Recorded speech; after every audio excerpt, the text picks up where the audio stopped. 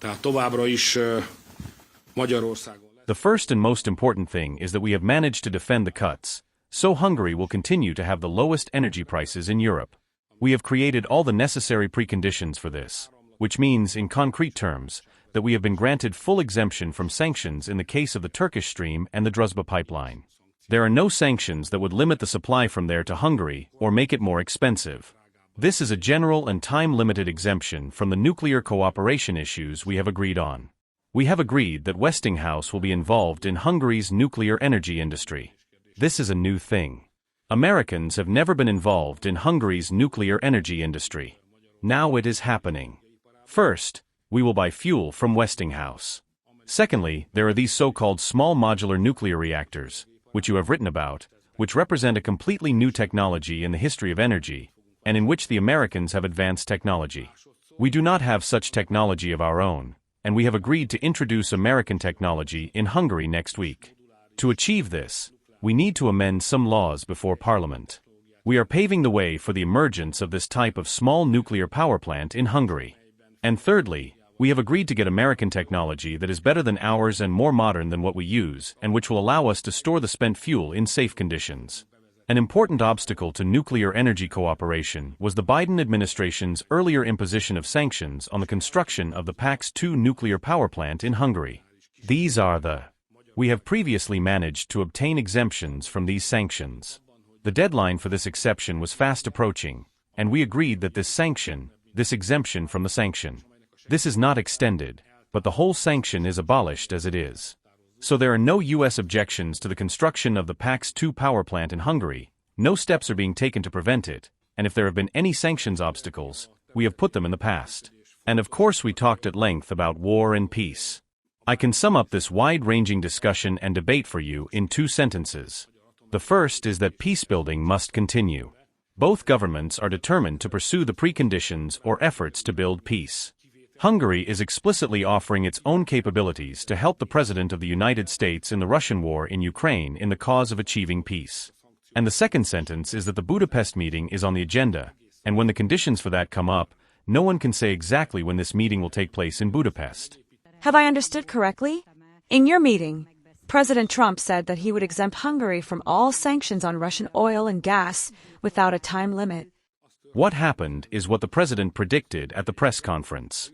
We sat down and looked at it, and as a result of our analysis, we concluded that Hungary is in a significantly different position from other European countries, and it is not possible to maintain secure energy supplies to Hungary and to provide affordable energy to Hungarian families and businesses if sanctions continue to be imposed on 2 key pipelines in this regard. We looked at that and found that, and then we said, since that's the case, we asked the President to remove those sanctions. 2 pipelines were requested to be exempted from any sanctions. The one that brings the gas up from the south, the other that brings the oil in from the east. And we agreed. The President made a decision and said that these sanctions will not be applied to these 2 pipelines. When we came here, we were in a lot of trouble. Were we up to our necks in water, or was it worse than that? We have now pulled ourselves out of that, so we are beyond that. Fortunately, this did not last long. A couple of weeks ago, the U.S. announced the sanctions regime that it usually applies to Russian energy, regardless of which country is affected. We are not the first anymore. Other countries have also asked for some kind of exception. For example, there was one who asked for an exemption from a refinery under the Germans, to be precise. We would have been devastated by this general system of sanctions. To put this in perspective, from the end of November, every Hungarian household would have paid 2.5 to 3 times more for utilities than they did in October or November. Is it still on the agenda to organize the Budapest Peace Summit? Does this mean that we are getting closer, or are we stagnating? How can this even be expressed in centimeters, minutes, hours? I think in the pre-trial press conference, or what was the press briefing, the President said twice that we are close enough to get this done soon, but we are not closer to where we were yesterday or the day before yesterday. So the outstanding issues that are blocking an agreement, a ceasefire or a peace deal are the same today as they were a fortnight ago. In other words, Russian companies are also exempt from these sanctions. We made an offer that was easy for them to accept, but at the same time the benefits for us were incalculable. As I understand it, this will have some impact on the EU's sanctions policy, including the decision on the oil embargo. Namely, there is one European country that is exempt from a U.S. decision. Has the Prime Minister received any calls from people who might want to join this circle, which for the time being only includes us, because we are not the only ones who might be negatively affected by this decision, potentially? I would not be thinking with other people's heads at home. What I can say now is that, just to be clear, that there is a US sanctions regime on the energy system, on the energy supply systems, and there is a Brussels sanctions regime which we have just been discussing, that is, a US sanctions regime. We pulled ourselves out of it. The fight against the European sanctions regime, how we can get out of it, is another match. It will be fought in Brussels, and that will also take place sometime in December. What was the president's view on the outcome of the war, and how do you see the chances for peace now? But I have very interesting experiences not only in Washington, but also when I'm negotiating with European leaders. Because there is something that I think is obvious to almost all of us in Hungary. I may be wrong, and not as widely as I think, but I think it is evident. It sounds like Ukraine cannot defeat Russia in war. For every Hungarian, I think it's like a single word or like the alphabet. Now compared to that, here in America and in big European countries, they're asking the question as if it's an open question as to who's going to win. So there is an idea that this war against Russia can be won by Ukraine on the front line, and you are asking me about this. What is the Hungarian position? To analyze what we think about it, I consider the agreement that we have concluded with the United States on customs matters to be of a very poor quality on the part of the European Union. The one, is a professional, substandard, shameless, terrible deal. This one. Now, I'm not saying that it's only in Budapest, but I think that in some of the big European capitals they could have put much better proposals on the table, and we could have reached a better agreement than the one negotiated here by the Brussels bureaucracy. Шановні українці, українки, тривають відновлювальні роботи після нічного удару. Масований був удар. Багато балістики, щонайменше 25 балістичних ракет було. Також були аеробалістичні та крилаті ракети. Ще більш ніж 450 безпілотників різних типів. Дуже наглий. Багато в чому удар демонстративний. Тиску на Росію замало, і будь-які послаблення в уже існуючих форматах тиску тільки мотивують Путіна затягувати цю війну, завдавати більшої шкоди нашій країні, нашим людям. Також і іншим в світі.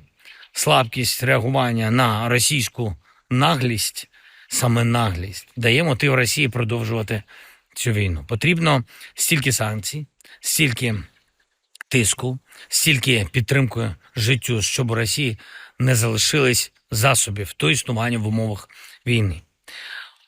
Основною мішенью цього удару були наші міста, наша енергетика, наші люди. На жаль, є загиблі в Дніпрі. Російський дрон ударив просто по будинку. Станом на зараз відомо, що в місті 3 людини загинули. На жаль, є загиблі також і в Харкові. Ми щирі співчуття всім рідним та близьким. Залучені всі служби від ночі. Я на зв'язку з усіма відповідальними посадовцями. Вони повинні максимально оперативно відновити постачання електрики, постачання води, тепла в тих містах, де були пошкодження. Урядовці повинні бути в регіонах, в Харкові, на Полтавщині, Дніпровщина наша Кіровоградщина, в Донеччині, в Херсоні, в усіх тих регіонах, де зараз потрібно ухвалювати оперативні рішення і допомагати нашим людям. Обласна влада має отримати всю необхідну підтримку з центру. Я хочу подякувати кожному керівнику з наших громад, всім тим, хто дійсно з людьми. Має бути достатня підтримка людям як на державному рівні, так і на рівні громад. Все, що потрібно першочергово, має бути. За цю ніч українські сили оборони знешкодили більш ніж 400 дронів. Це суттєвий результат підрозділів безпілотних систем, армійської авіації, мобільних вогневих груп. Є спрацювання РЕП, частину ракет також вдалося збити. І дуже складно, звісно, протидіяти балістичним та аеробалістичним ракетам. Лише деякі системи у світі можуть збивати такі ракети, ефективно збивати, щоб закрити всю нашу територію. потрібно значно більше систем, значно більше ракет до цих систем. Ми працюємо з партнерами, з Америкою, щоб купити додаткові Петріоти. Дуже розраховуємо на підтримку. Я дякую кожному лідеру, я дякую кожному нашому другу в Європі, в Америці, в Азії, хто нам допомагає, хто намагається допомогти. Рішення будуть. Ще одне. Сьогодні важливий день, професійний день вагомої складової наших сил оборони, день наших десантно-штурмових військ, воїни, без яких не буває дійсно сильних українських результатів. І в кожній дійсно гарячій точці фронту діють наші десантники разом з іншими нашими воїнами. Я хочу подякувати вам. Пишаємося вами, обов'язково шануємо українських воїнів. Мав честь сьогодні вас нагородити саме тут. Дякую вам. Слава Україні!